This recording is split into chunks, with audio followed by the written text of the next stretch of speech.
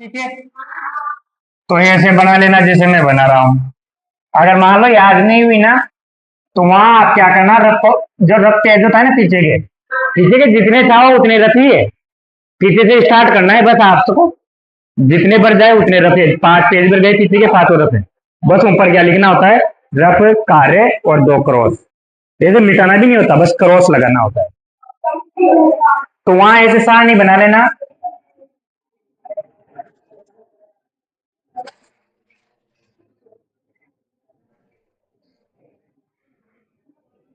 में क्या क्या याद रखना है, 0 30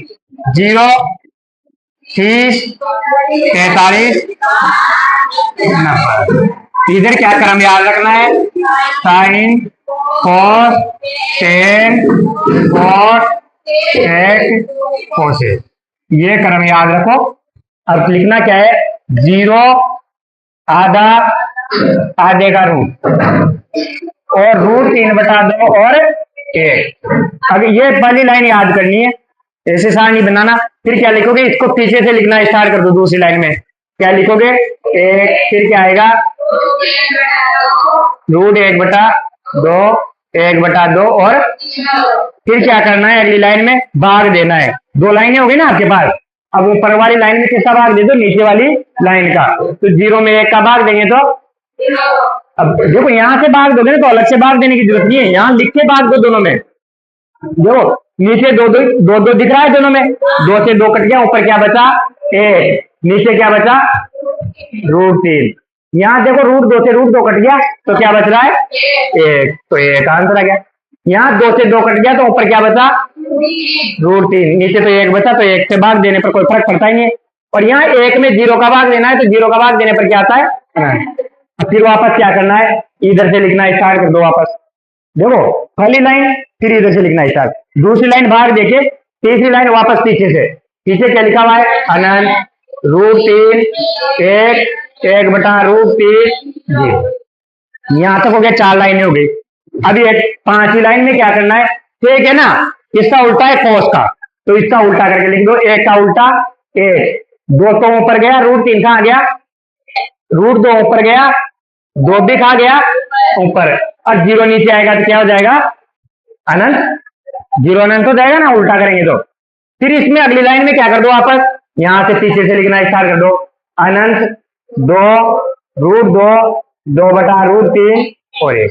इस कार्य में ज्यादा से ज्यादा आपको सारणी बनाने में 2-3 मिनट से ज्यादा नहीं लगेंगे, क्योंकि पहली लाइन से देखो, पहली लाइन याद करनी है, दूसरी पीछे से लिखनी है, तीसरी इन दोनों का भाग। तो यहां से भाग दोगे तो आसान है कि नीचे का कट रहा है, हर बार कटेगा नीचे का, नीचे कुछ बचेगा ही नहीं, बस यहाँ का ऊपर लिख दो, नीचे का नीचे लिख दो। ये बनते यहां से पीछे से स्टार्ट कर दो, इसमें इसका उल्टा कर दो, ये नीचे से दूसरा नंबर है ना, ऊपर से भी दूसरे नंबर का उल्टा कर दो, ठीक है। इसका उल्टा करते फिर वापस पीछे से लिख दो।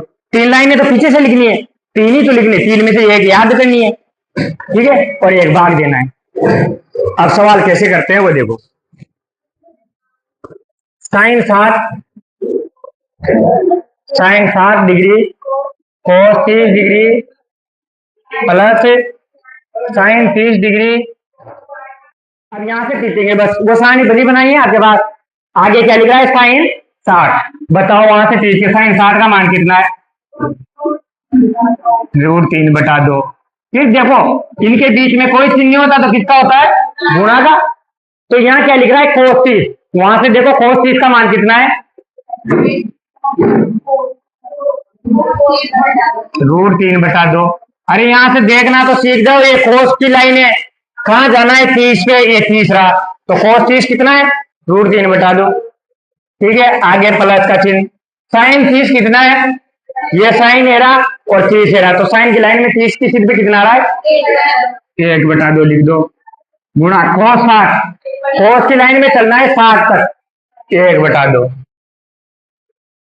अगर सारणी बना ली तो सवाल देखो, √3 से √3 को गुणा किया तो, और 2 से 2 को गुणा किया तो प्लस, 1 को 1 से गुणा किया तो, 2 को 2 से गुणा किया तो, क्या दोनों भिन्न है तो लसा लेना पड़ेगा।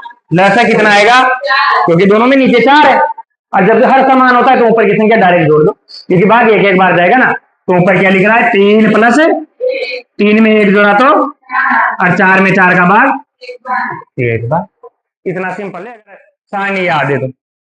और 3 नंबर की लाएगी ये प्रश्नावली, ये सारणी 3 नंबर की, ये मान के चलो ये सारणी जिसने याद कर ली 3 नंबर आ गए। एक तो डायरेक्ट आएगा, एक प्रश्न में तो कुछ नहीं होगा, ये 1 नंबर में तो यह पूछा जाएगा आपसे टेन 60 का मान बताओ, तो सारणी पता है तो वहां से टिपो टेन 60 लिखो, 1 नंबर आ गया। और ये एक सवाल ऐसा आएगा 2 नंबर का, जिसमें बस मान रखने हैं आपको, सारणी से टिप टिप के, फिर जोड़ घटाव गुणा भाग का जो भी चिन्ह है वो काम करना है। देखो बनाने का तरीका एक बार और समझाऊं, ऐसी की ऐसी लिखनी है। पहले तो एक लाइन, जीरो आधा, आधे का रूट, रूट 3/2 1। ये कैसे याद करते हो ये आपकी, चाहे पहली लाइन याद करनी ही, ठीक है।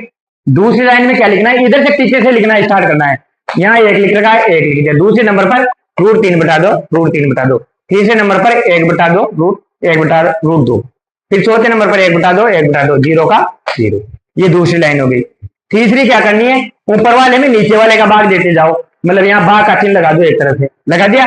उसके बाद वो जीरो में भाग देंगे तो जीरो, और जीरो का भाग देंगे तो अनंत।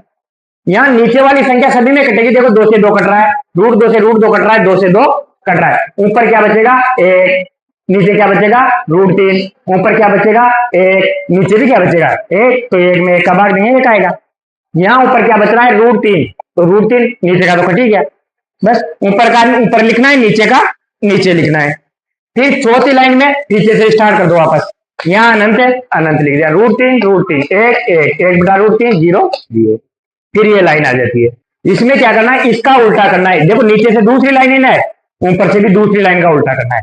या फिर याद रखो cos से का उल्टा होता है, तो इसका उल्टा एक का उल्टा है, उल्टा का मतलब नीचे ऊपर करना है। यहाँ रूट 3 ऊपर है तो रूट 3 नीचे, 2 ऊपर तो 2 ऊपर। यहाँ क्या है, रूट 2 ऊपर है, नीचे है ना, तो रूट 2 कहां चल जाएगा, ऊपर। ये कहां आएगा, नीचे। पर ये का भाग देने से कोई फर्क पड़ता ही नहीं, इसलिए नहीं लिखा, लिख भी दोगे तो कोई दिक्कत नहीं है। फिर यहाँ है 1/2, तो एक तो नीचे आएगा, 2 कहां जाएगा, ऊपर। ये 2 ऊपर गया, एक नीचे आ गया। अब एक का भाग देंगे तो यहाँ भी कोई फर्क नहीं पड़ेगा। अब फिर जीरो का उल्टा क्या होता है, मतलब कि 0/1 है। अब इसका उल्टा 1/0, जीरो का भाग देंगे तो क्या आएगा, अनंत। तो यहाँ अनंत आ गया। फिर वापस इस लाइन को कैसे लिखना है, इधर से पीछे से, ठीक है। तो 3 लाइन तो आपको पीछे से लिखनी है, पहली लिखी, दूसरी पीछे से स्टार्ट करनी है, तीसरी लिख दी, चौथी पीछे से स्टार्ट करनी है, पांचवी लिख दी, छठी पीछे से स्टार्ट करनी है, ठीक है। 3 लाइन तो पीछे से हो गई, एक याद करनी है और एक भाग देकर लिखनी है। 2 tan² 45,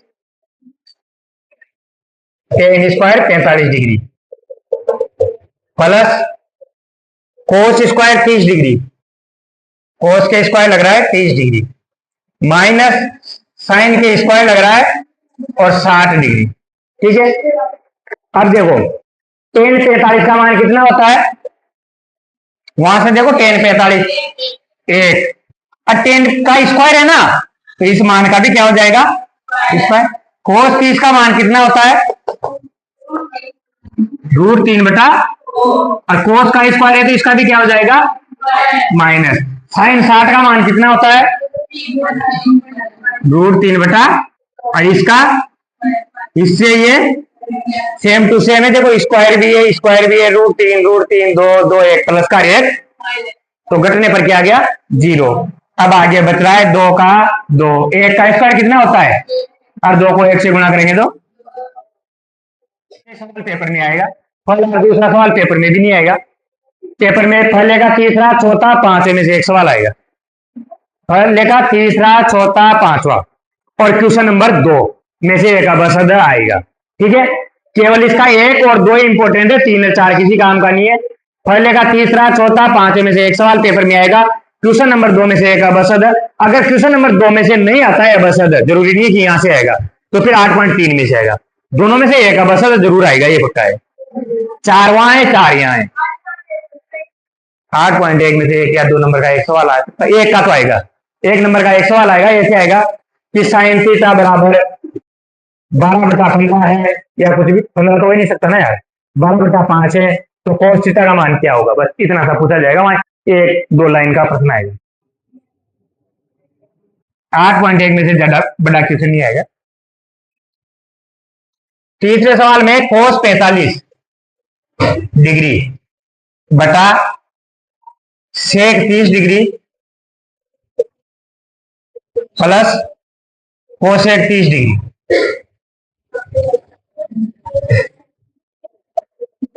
अब देखो कोस 45 का मान ऊपर रखना है, बाकी दोनों का नीचे रखना है। तो कोस 45 का मान क्या होता है बताओ?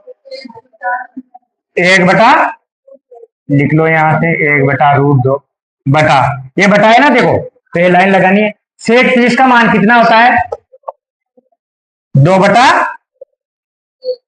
प्लस कोसेक 30 का मान कितना होता है? कोसेक 30 2 आ गया। अब ये वहां से सारने का काम खत्म। अब यहां से क्या करनी है? कैलकुलेशन। कैलकुलेशन में क्या करना है? देखो ऊपर तो अकेली दिन है, पर नीचे दो दो संख्या है, बीच में जोड़ का चिन्ह तो जोड़ना पड़ेगा। जोड़ते कैसे हैं? लसा लेकर भिन्न है तो ऊपर का तो ऐसा का ऐसा ही रहने दो, 1/√2 ही रहने दो।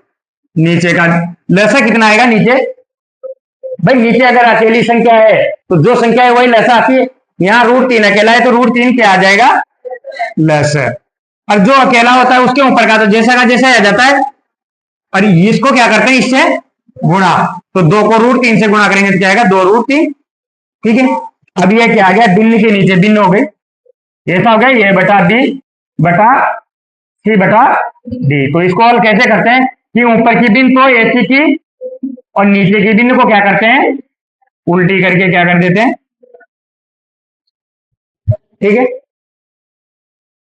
अब इसके आगे देखो क्या करेंगे। 1/√2 तो ऐसा का ऐसा रहेगा और नीचे की भिन्न कहां जाएगी? ऊपर। √3 तो ऊपर चला गया और नीचे क्या आएगा? 2 + 3। √3 से 1 को गुणा करेंगे तो √3 ही आएगा। अब यहां से देखो 2 कॉमन आ रहा है दोनों में से, तो 2 तो बाहर ले लिया। फिर क्या बचा? यहाँ √2 भी है ना, तो √2 भी आ गया।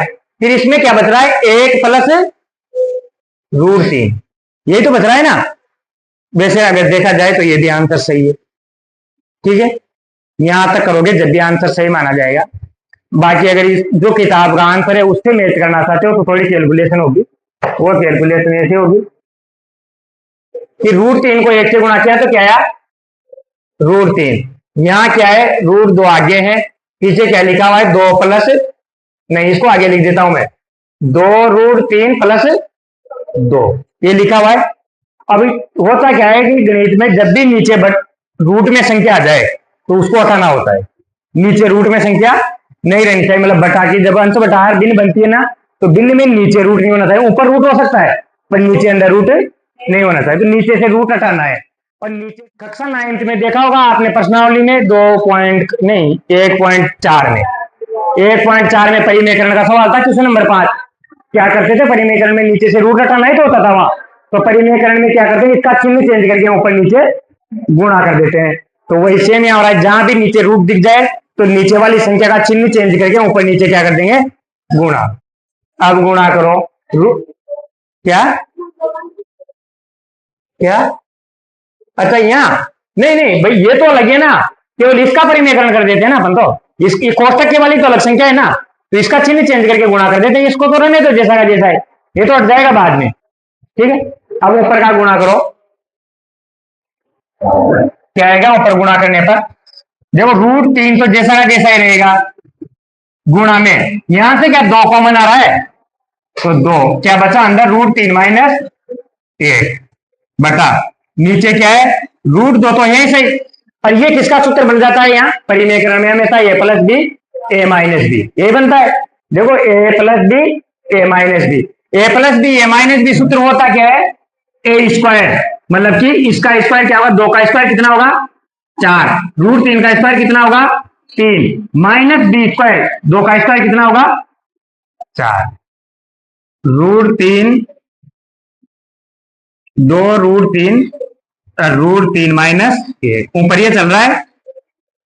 अरे 2 आगे लिख दिया मैंने बस। ठीक है, 2 √3 √3 - 1 यही चल रहा है ऊपर। नीचे देखो √2, 4 को 3 से गुणा किया तो, और 12 में से कितना घटाना है? 4। अब देखो इस √2 को हटाना है मुझे, इसको हटाना है। तो क्या इस 2 को मैं √2 गुणा √2 लिख सकता हूं? लिख सकता नहीं लिख सकता? अरे 2 कब आया? 2 ऐसे तो है था √2 गुणा √2 लिखा हुआ जब भी तो 2 आया ना है। तो इस दो को क्या लिख सकते हो आप, √2 गुणा √2, पीछे क्या बच रहा है, √3 और √3 माइनस 1, नीचे क्या है √2 और 12 में से 4 गया तो 8, और √2 से √2 कट गया तो आंसर क्या आ गया आपके ऊपर। ये दोनों तो गुणा हो जाएंगे दोनों रूट में, तो कितना हो जाएगा √6 पर ब्रैकेट में √3 माइनस 1/8, ये इसका आंसर है। देखो यहां से यहां तक तो ठीक था भाई, यहां तो कुछ नहीं करना, यहां तो मान रखा मैंने, यहां √3 लसा आ रहा था, लसा ले लिया, फिर जब दिन के बटाने दिन हो जाए तो नीचे वाली दिन को ऊपर भेजते हैं गुणा करके, ठीक है, और दिन का उल्टा हो जाता है, नीचे वाला ऊपर, ऊपर वाला नीचे, वही सेम यहाँ किया, ऊपर का ऊपर गुणा, नीचे का नीचे गुणा। अब यहां से आंसर ये भी आ गया, ठीक है, ये भी आंसर है, लगभग 2 नंबर का सवाल आता है तो 1.5 नंबर यहाँ भी मिलेंगे, केवल आधा नंबर कटेगा आंसर निकालने का। अब अगर किसी को आता है कि नीचे रूट की संख्या आ गई है तो क्या करते हैं, परिमेयकरण। परिमेयकरण क्या होता है, चिन्ह चेंज करके ऊपर नीचे गुणा कर दो। इस √2 से भी गुणा करना चाहते थे तो कर देते, वो तो वापस कट जाता ना बेटा, तो क्या मतलब आ रहा है गुणा करने से, आप तो केवल जिसके बीच में प्लस लगाए तो गुणा में है ना, जिसके बीच में प्लस लगाए उससे कर दो बस, तो इससे मैंने क्या कर दिया, ऊपर नीचे गुणा। अब ऊपर का तो जैसा का जैसा ही रह जाता है, और नीचे क्या होता है, सूत्र लगता है a + b a - b, a + b a - b क्या होता है, a² माइनस b², यहां लिख दे a - b a + b क्या होता है, ये a² माइनस b²। जब भी परिमेयकरण करोगे तो कन्फर्म यही सूत्र लगेगा, 9th में बताया था मैंने आपको, तो वही सूत्र लगा, a² मतलब कि 2 का भी स्क्वायर √3 का भी स्क्वायर, 2 का स्क्वायर 4 √3 का स्क्वायर 3 माइनस b², b का मान क्या है 2, 2 का स्क्वायर 4, ऊपर ऐसा का ऐसा चल रहा है, ऐसा का ऐसा यहाँ लिख दिया मैंने, ऊपर का कोई चेंज नहीं किया, 4 को 3 से गुणा किया तो अब 12 में से 4 घटाना है। अब मुझे ये √2 एक और बच गया नीचे, इसको हटाना था, तो ऊपर 2 दिख रहा है मुझे, तो उस 2 को क्या लिख देता हूं मैं, √2 गुणा √2, तो उस √2 से √2 कट गया, बाकी अपन शीतकालीन अवकाश 6 तारीख को खत्म होगा, मतलब बड़े दिनों की छुट्टियां, 15 दिन की छुट्टियां लगती है ना बड़े दिनों की, तो 7 तारीख को पूरी किताब का टेस्ट होगा, 6 को जैसे खत्म होगा 7 तारीख को पूरी किताब का टेस्ट लूंगा, ठीक है। अब उस पेपर को मैं बस सबको देना है, चाहे नंबर कितनी भी आए देना पेपर, उस पेपर को सोल्व कराऊंगा मैं पूरा एक एक आराम से, और उस पेपर को सोल्व उसी हिसाब से कराऊंगा जिन बच्चों को कम आता है उनको पेपर सोल्व कैसे करना है बस ये सिखाऊंगा। अगर वैसे पेपर सोल्व करके आते हो, केवल उसके लिए सूत्र याद होने चाहिए और कुछ याद मत करना, सूत्र के अलावा कुछ नहीं पूछ रहा मैं, शायद सवाल करना आता है कि नहीं आता कोई मतलब नहीं, तब भी आपके 40 नंबर आएंगे, मतलब हर बच्चा पास आराम से होगा, जैसे मैं बोल रहा हूं वैसे पेपर सोल्व करके आते हो तो। अगर मान लो आपको गलती से जितना सोल्व कराया वैसे तो करोगे से, मान लो किसी बच्चे को 1 सवाल आ रहा है तो उसको पूरा करना है, किसी बच्चे को 2 सवाल आ रहे हैं तो उसको 2 करने हैं, जिसको 5 आ रहे हैं वो 5 पूरे करेगा तो उनके नंबर एक्स्ट्रा आएंगे, जो पूरा करोगे उसके नंबर एक्स्ट्रा है कि फिर उसके बाद के जितने भी टेस्ट लूंगा तो आप लोग बस ट्यूशन को आए नहीं है उससे कोई मतलब नहीं है, आपको सोल्व उसी हिसाब से करना है जिस हिसाब से मैंने बताया, हर टेस्ट में वैसे सोल्व करोगे तो आपका एक्सपीरियंस इतना हो जाएगा कि पेपर में आराम से कर दोगे, बस वहां से पेपर करना सीखना है, सवाल करना नहीं सीखना, उस पेपर से सीखना है कि पेपर करना कैसे है। कई बच्चों को बस नंबर इसीलिए नहीं आते, पेपर कर कुछ भी लिखते हैं कि हाँ यार 4 नंबर का बड़ा लिखना है, कुछ भी लिख देते हैं तो उसमें 0 नंबर आता है, चाहे लाइन एक ही लिखो पर वो लाइन एक अगर सही लिखी ना तो उसका नंबर आएगा, क्योंकि एक लाइन का भी नंबर देना पड़ता है, कुछ तो देगा और चाहे 1/4 दे, आधा दे, कुछ भी दे, पर जो बच्चे ने जो चीज सही लिखी है उसका नंबर देना पड़ता है। पर होता क्या है, बच्चे करते क्या है पेपर में कि ऊपर की 2 लाइन सही लिख दी, फिर आगे उनको आ नहीं रहा तो कुछ भी लिख देंगे, तो फिर वो जो सही लिखा उसका भी नंबर नहीं आता। तो आपको जितना सही आता है उतना लिख के छोड़ दो, कोई मतलब नहीं है, मत करो आगे सवाल, जैसे ये सवाल है किसी को मान रखना आया छोड़ दो, यहां से आधा नंबर फिर भी आएगा उस बच्चे।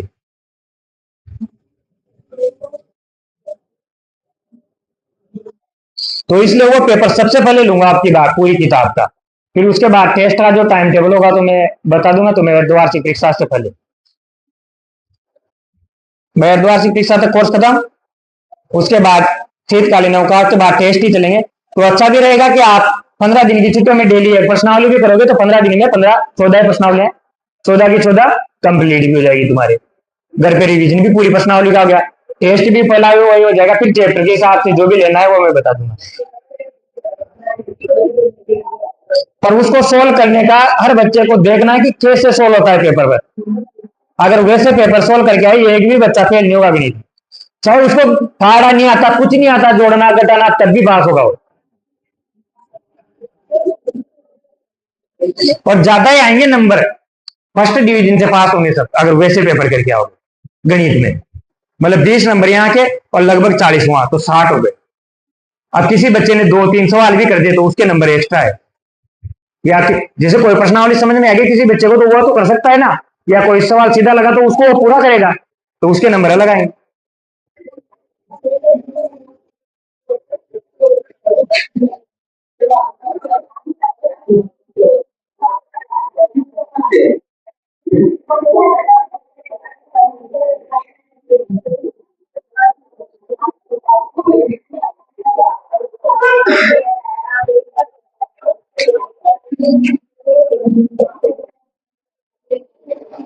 पहले का चौथा देखो, sine 30 tan 45, sine 30 degree plus tan 45 degree minus cosec 60 degree बटा। अभी जब भी बटा वाले सवाल आएंगे ना तो इनमें वो लैसे वाली दिक्कत जरूर आएगी, लैसे तो लेना ही पड़ेगा। Sine 30 cos 60, sine 30 degree cos 60 degree plus cot 45। पहले तो सबसे पहली लाइन में तो वहां से मान रख दो। साइन 30 का मान कितना होता है, 1 बटा tan 45 का मान 1 बटा 2 होता है ना यार। हाँ, tan 45 का मान 1 माइनस कोसेक 60 का मान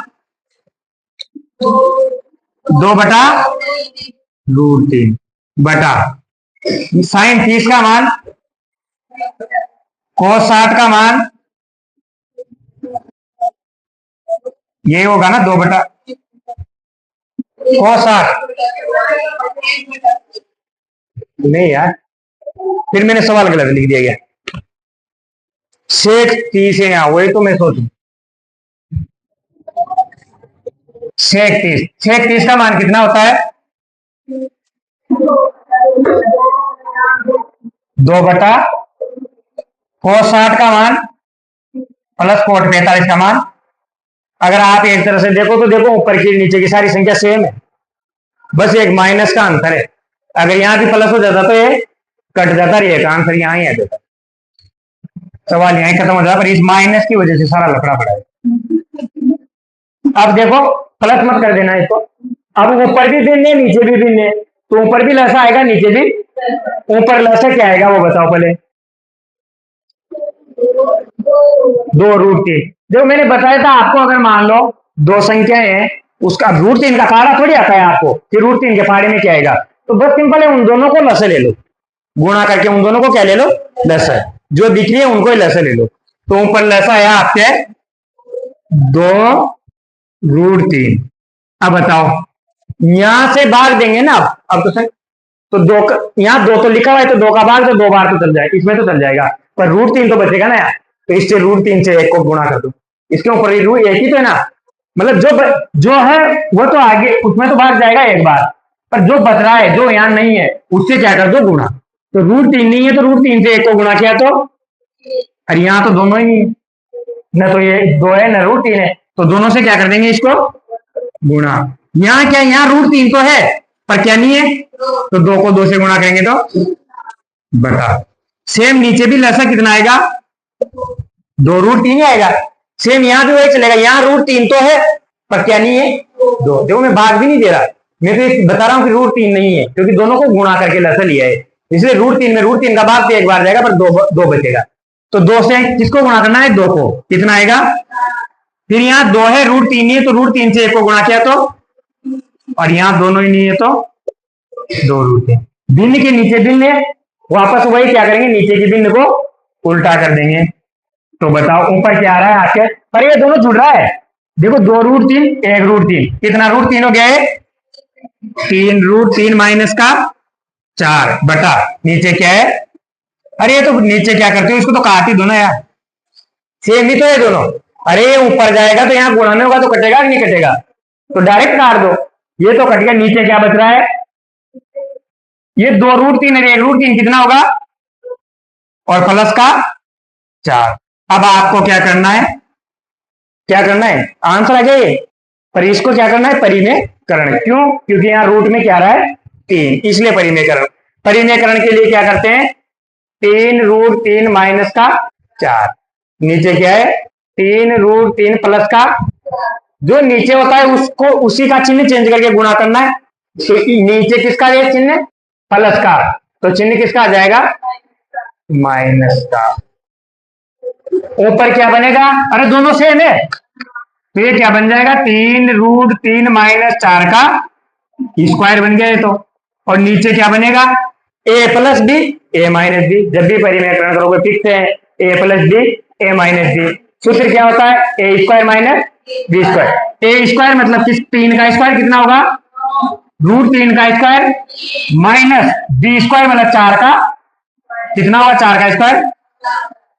क्या ऊपर इस सूत्र को जानते हो आप, क्या होता है ए माइनस बी का होल स्क्वायर ए square plus b square minus का 2ab। तो ये सूत्र लगाओ ए स्क्वायर मतलब किसका स्क्वायर 3√3 का स्क्वायर, तो 3 का स्क्वायर कितना होगा और √3 का स्क्वायर प्लस का बी स्क्वायर मतलब कि 4 का स्क्वायर कितना होगा माइनस का 2a, ये तो ये है 3√3 और बी क्या है 4 बटा 9 को 3 से गुणा किया तो 27 में से 16 घटाना है। चलो इसको 9 को 3 से गुणा किया तो ऊपर भी कितना आया प्लस का, और देखो यहाँ जो बिना रूट के उनको तो गुणा कर लो, 2 को 3 से गुणा किया तो 6, 6 को 4 से गुणा किया तो 24 माइनस का क्या आया 24, नीचे क्या आ रहा है 27 में से 16 गया तो 11 बचा।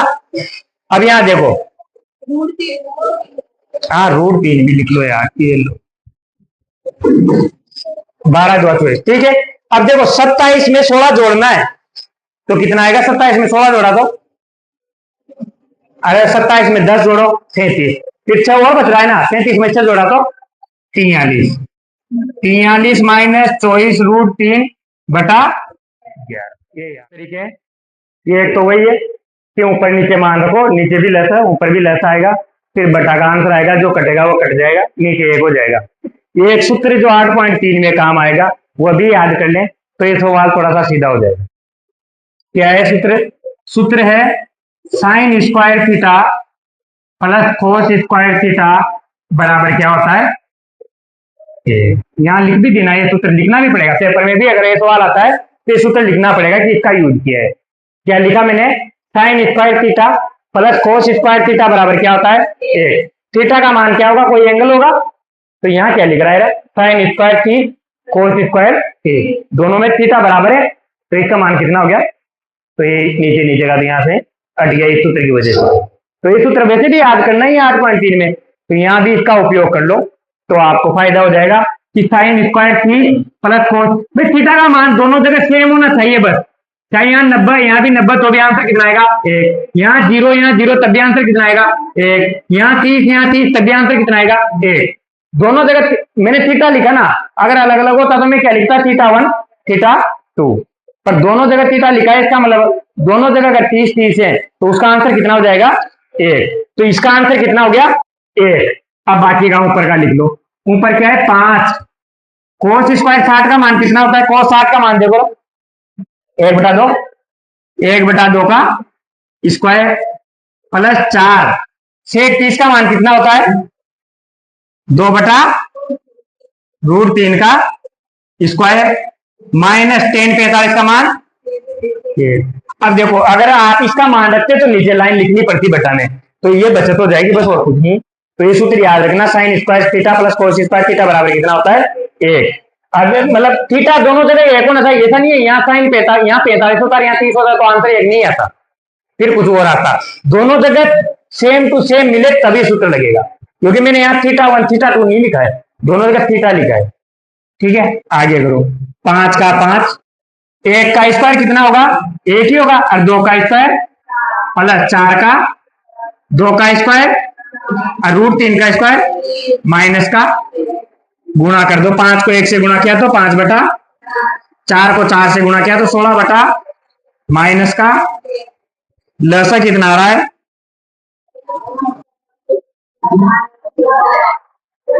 अरे दोनों को गुणा करो ना, चाहती है 12। 4 का भाग कितनी बार जाएगा? 3 को किससे गुणा करेंगे? 3 का भाग कितनी बार जाएगा? 4 को किससे गुणा करेंगे? माइनस, ये 12 का 12 गुणा हो जाएगा यहाँ तो। अब देखो 5 को 3 से गुणा किया तो, और 16 को 4 से गुणा किया तो, और 12 माइनस का बटा में क्या चल रहा है? 12। देखो ये तो दोनों प्लस के और ये माइनस का है, तो ऐसा करते हैं ना कि 15 में से पहले 12 घटा देते हैं। कितना बचा? 3, प्लस का बचेगा ना 3, और उस 3 को इस 64 में जोड़ा तो क्या हो गया? 67 बटा, ये आंसर है। अगर ये नीचे का लेके चलते तो वो बटा में यहाँ चलता रहता बार बार, और बाद में जाके वो एक ही होता। आप उसको करते ना, बाद में क्या आता? लसा लेने के बाद वो एक बन जाता। वैसे भी यहाँ जाके हटता, बस वो ये था। इससे अच्छा वहां हटा दो उसको। सोल्व कैसे करना है वो देखो। सोल्व करने का वही तरीका, 2 33 का मान कितना है? अरे 33 का मान 1 माइनस 1 बटा √3 का स्क्वायर। ऊपर 2 को 1 से गुणा किया तो क्या है? 2 बटा 3 बटा 1 माइनस 1 का स्क्वायर कितना होगा? √3 का स्क्वायर। नीचे लसा लाना पड़ेगा, लसा कितना आ रहा है? 3। ये तो 1 को ऐसा कैसा रह जाएगा? 3 को इससे गुणा करेंगे तो क्या आएगा? 3 माइनस 1। अब भिन्न उल्टी सुल्टी कर दें तो ऊपर की भिन्न तो ऐसी की ऐसी रह जाएगी, 2 √3, और नीचे की भिन्न का क्या होगा? ये नीचे जो है वो कहां जाएगा? ऊपर, और ऊपर का कहां आएगा? तो नीचे क्या है? 3 माइनस 1 कितना होगा? और 2 से 2, यही था क्या? क्या था प्लस का? अच्छा यहाँ प्लस का था, सॉरी। 3 + 1 कितना होगा? 4, वही मैं सोच यार। 2 से 2 4 कितनी बट का बार कट गया? 2 बार। अब क्या ऐसा कोई है क्या ऊपर 3 आ रहा हो ऐसा सारणी में आंसर है क्या? नहीं है ना। तो इसमें क्या करेंगे? इसको 3 को भी काटेंगे, तो इस 3 को मैं क्या लिखता हूँ? √3 गुणा √3। तो ये कितनी बार कटेगा? ये तो 1 बार, ये कितनी बार कटेगा? √3 बार। तो ऊपर क्या बच गया? √3, नीचे क्या बच गया? 2। बताओ √3 बटा 2 कहां लिख रहा है? किसकी जगह लिख रहा है? sin 60। तो ऑप्शन में देख लो sin 60 है, तो वही आंसर है। वो √3 बटा 2 कहां लिख रहा है? cos 30। तो cos 30 भी इसका आंसर होता है, पर cos 30 तो आपके यहाँ ऑप्शन में नहीं दे रखा ना, इसलिए आंसर नहीं है। अगर cos 30 भी दिया होता तो वो भी आंसर है, sin 60 भी। 2 आंसर है इसके, sin 60 भी इसके बराबर होता है। ये यहां से समझ में नहीं आया क्या? अरे मैं सोच रहा हूँ बस में लाइन बचाए। ठीक है, मत बचाओ। 2 बटा √3 गुणा, ये 3 ऊपर जाएगा, और 3 में कितना हो गया? 4। 2 से कितनी बार कटा? क्या इस 3 को मैं लिख सकता हूँ? √3 गुणा √3, और नीचे क्या है? 2 √3 बच रहा है, 1 √3 से। बताओ अब क्या आ गया? अब ठीक है। अब देखो, अब आपको इसका आंसर फिक्स नहीं है, इसके आंसर 2 आ रहे हैं, पर इसमें ऑप्शन में देखना है। आप पहले कहां देखोगे? सारणी में, कि सारणी में √3 बटा 2 कहां लिख रहा है? एक तो यहां लिख रहा है, एक यहाँ। तो एक तो किसका मान होता है? ये sin 60 का। एक किसका होता है? cos 30 का। अब ऑप्शन में देखना है कि आंसर क्या दिया हुआ है, cos 30 है या sin 60 है। अगर sin 60 है तो sin 60 आंसर होगा। ऑप्शन में cos 30 दिया हुआ है तो cos 30, वो तो पता है मुझे, sin 60 दे रखा है। cos 60 नहीं, cos 30 होगा या तो, या sin 60। यहां देखना √3 बटा 2 कहां है? cos 30 पर है, तो इसका आंसर क्या हो गया? sin, क्योंकि ये sin 60 डिग्री का, या क्या हो सकता है? cos 30। दोनों आंसर है। अब इसी सवाल को मैं चौथा सवाल बनाता हूं विक तरीका से। मैं यहां क्या आ जाएगा? माइनस, यहां क्या आ जाएगा? यहां क्या आ जाएगा? यहां क्या आ जाएगा? पहले वही चौथा ही हुआ था, पहले माइनस ही तो लिखा था ना मैंने यहाँ, तो थोड़ा सा हो गया था पहले। यहाँ सब जगह क्या कर दो, माइनस माइनस माइनस। सेम वही तो सवाल है ना, मान वही रखोगे वही रहता आएगा, केवल एक चिन्ह का अंतर है। 3 में से 1 गया तो कितना बचा, 2, और 2 से 2 कट गया एक बार। तो नीचे क्या बच रहा है, ऊपर क्या बच रहा है वो देखो। ऊपर तो क्या बच रहा है 3, और नीचे क्या बच रहा है √3। अब मैं क्या इसको रूट ऊपर वाले को क्या लिख सकता हूँ, 3 को वही √3 गुणा √3 लिख सकता हूँ ना। अरे क्योंकि ये 3 तो कहीं है ही नहीं अपनी सारणी में, 3 तो है ही नहीं। √3 जरूर है पर 3 तो कहीं भी नहीं है ना। तो अरे नीचे क्या लिख सकता हूँ, √3 है, √3 से √3 काटा तो कितना बचा। √3 किस किस का आंसर होता है, एक तो cot 30 का और एक tan 60 का। ऑप्शन देखना है आपको कि किसका आंसर क्या है, tan 60 या cot 30। इन दोनों में से एक आपको क्या मिलेगा, ऑप्शन में मिलेगा, वही आंसर है। हर क्वेश्चन के 2 आंसर क्यों होंगे, क्योंकि आप इन्हीं को तो पीछे से लिख रहे थे, तो हर चीज 2 बार आ रही है इस सारणी में, हर संख्या 2 बार है। और जिसके 0 आ जाए उसके कितने आंसर होते हैं, 1 2 3 4, अनंत आ जाए तो 1 2 3 4। उनमें से ऑप्शन में देखना है क्या लिखा हुआ। 4 ही तो इंपोर्टेंट है, 8.3 का वही 4 नंबर में आता है, उसका एक सवाल आता है कोई सा भी। अरे वो भी बता दूंगा मैं कौन सा आएगा। -tan² 45, 1 + tan², ये सीधा है बेटा, इसको तो आराम से अगर ये आ जाए तो मजा है तुम्हारे। 1 का 1 माइनस tan 45 का मान कितना होता है, अरे बोलो ना tan 45। अरे 1 का स्क्वायर भी क्या होगा, अरे जब ये 1 में से 1 गया तो भले से 0 में किसी का भी भाग दे लो, आंसर क्या आना है बस, वो क्या सवाल दिया खत्म।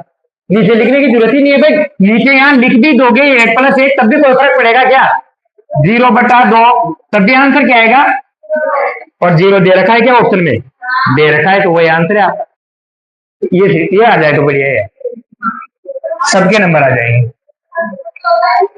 अरे 30, अरे 30 है यार, रुक जाओ लिखना बाद में। पहले देखो sin 2a और 2 sin a, ये दोनों कब बराबर होंगे ये बोल रहा है। और उसने आपको कोण दे रखे, 4 कोण है आपके पास, ए बी सी डी। एक तो 0 डिग्री है, एक क्या है 30 डिग्री है, और क्या है 45 है, और क्या है 60 है।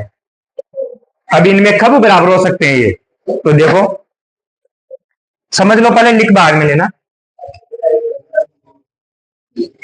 sin 2a मतलब एक ही जगह, ये क्या है, ये थीटा है, एंगल है, तो एक ही जगह आपको क्या रखना है, पहले 0, इस ऑप्शन में क्या रखना है 30, इस ऑप्शन में क्या रखना है, जिसमें बराबर आ जाए वही आंसर हो।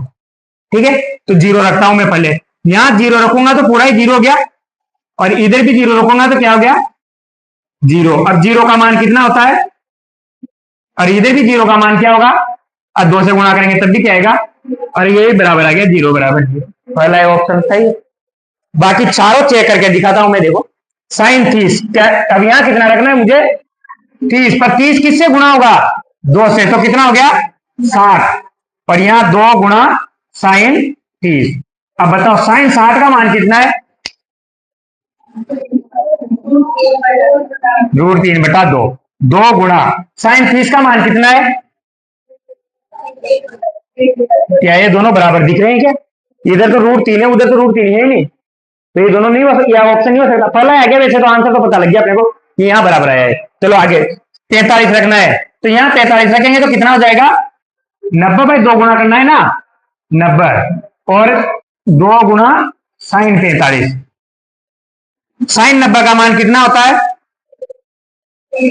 1, बराबर 2 गुणा 45 का मान कितना होता है, क्या ये बराबर दिख रहा है क्या, अगर यहाँ 2 आ जाता तो बराबर हो जाता कि 2 से 2 कट जाता, पर यहाँ पर √2 है तो ये भी बराबर नहीं है। cos 60, अब यहाँ तो 120 आएगा, रहने दो, फालतू परेशान क्यों करो।